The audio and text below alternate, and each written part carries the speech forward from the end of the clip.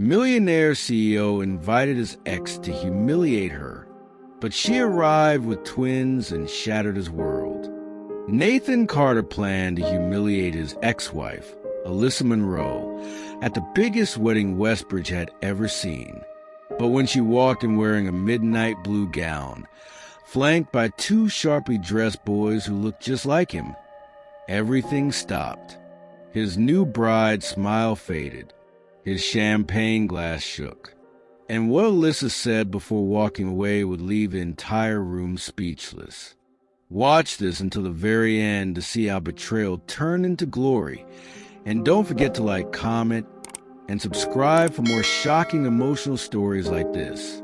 Alyssa Monroe clutched a positive pregnancy test with trembling hands.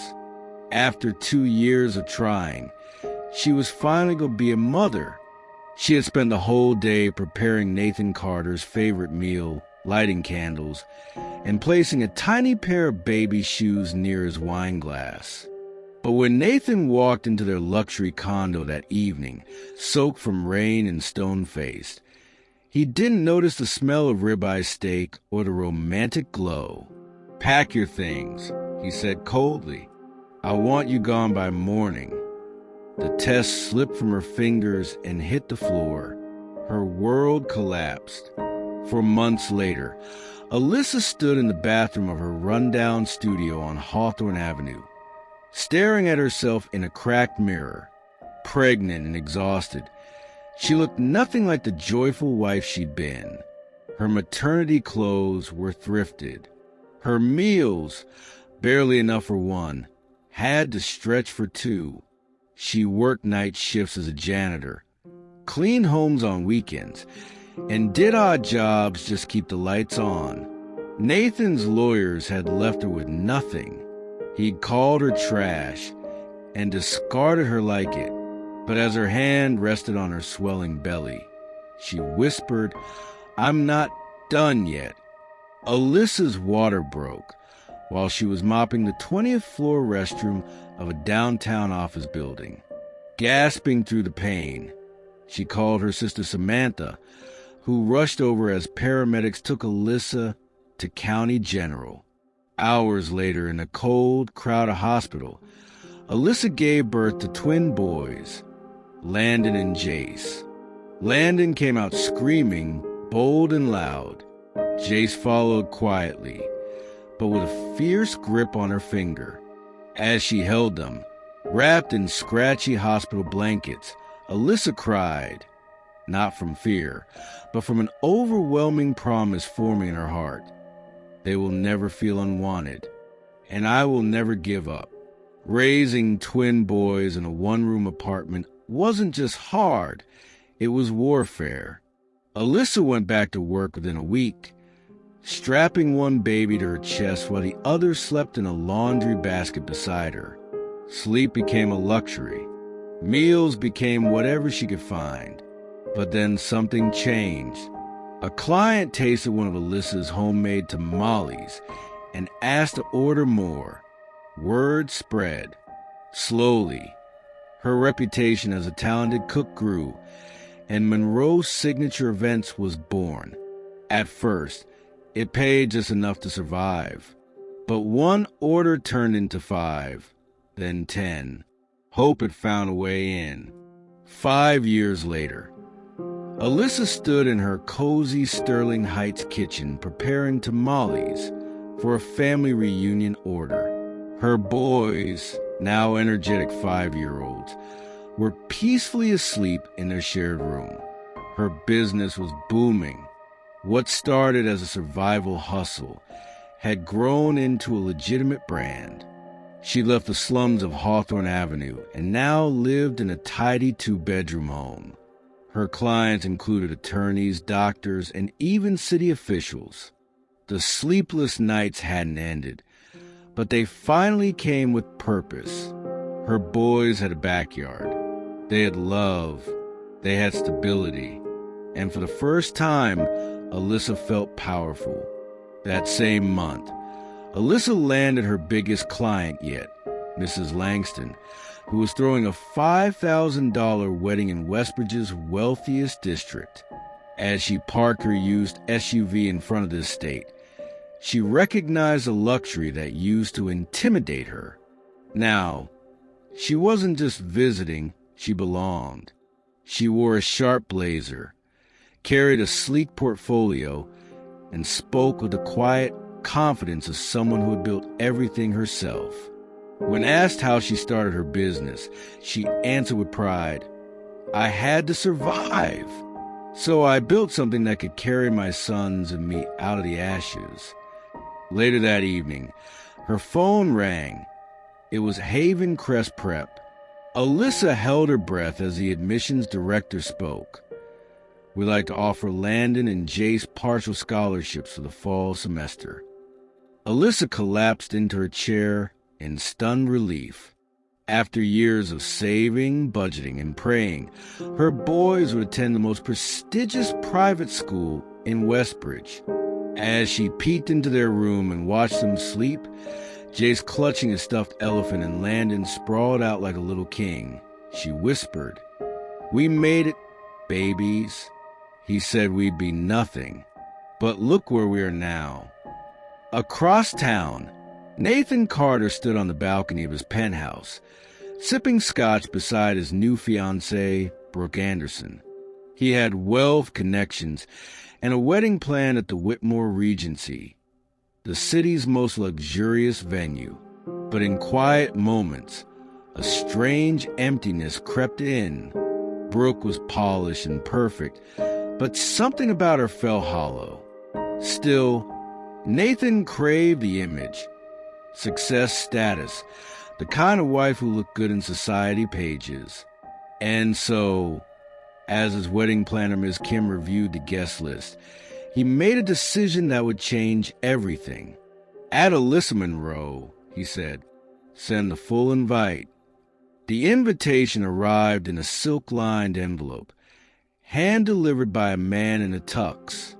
Alyssa opened it slowly. "Mr. Nathan Carter and Ms. Brooke Anderson request the honor of your presence." A handwritten note followed. "Some people recover from their mistakes. Come see how well I did."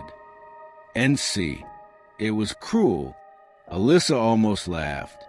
After 10 years of silence, he wanted her to witness his success. But she wasn't the same broken woman he left behind. She picked up her phone and called Samantha.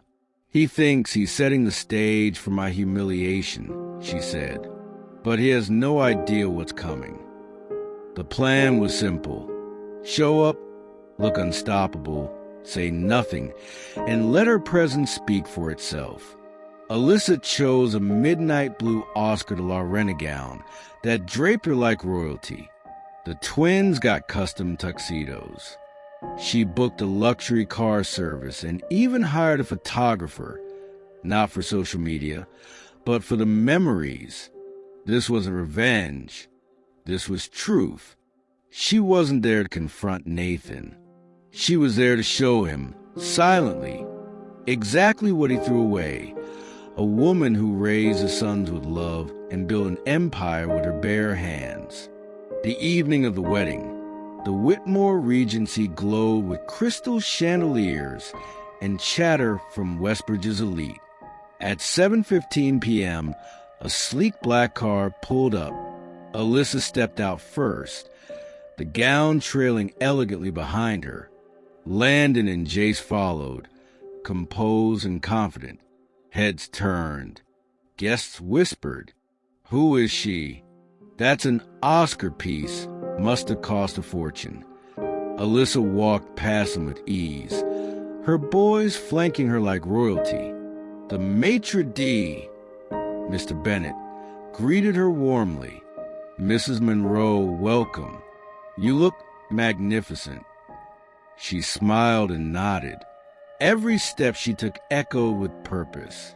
Nathan had no idea she was here yet. As the cocktail hour buzzed in the rose garden, Alyssa mingled with ease. Guests she'd worked with before recognized her. Is that the woman from Monroe's signature events? She catered the governor's gala. Dr. Rachel Bryant, the mayor's chief of staff, approached with admiration. Alyssa Monroe, I didn't expect to see you here. You look radiant. Thank you, Dr. Bryant. These are my sons, Landon and Jace. The twins shook hands confidently. Charmed, ma'am, Landon said. Every guest they met grew more curious. Alyssa wasn't the ex-wife anymore. She was a woman of status, elegance, and quiet power. Inside the ballroom, Nathan scanned the room with pride until he saw her. The air left his lungs. Alyssa stood at the foot of the grand staircase, framed by chandeliers, with two young boys beside her. His heart skipped. They looked just like him. Brooke leaned in. Who is that? Nathan swallowed hard. My ex-wife. Guests stared as Alyssa entered, poised and glowing. Landon and Jace took their seats beside her. Nathan approached, mask cracking. Alyssa, you came. She smiled softly. Of course. Wouldn't miss it. No anger. No tears. Just grace. The moment he'd planned to control now belonged to her. As dinner was served, Nathan couldn't focus. He watched Alyssa laughing with guests, her sons behaving like future leaders. Brooke sensed it too. Is there something I should know? Nathan shook his head, lying to himself. The truth was, he hadn't just left a woman. He'd left greatness in its rawest form. Now it was fully realized, and it terrified him. Alyssa caught his gaze once. No malice, just quiet closure.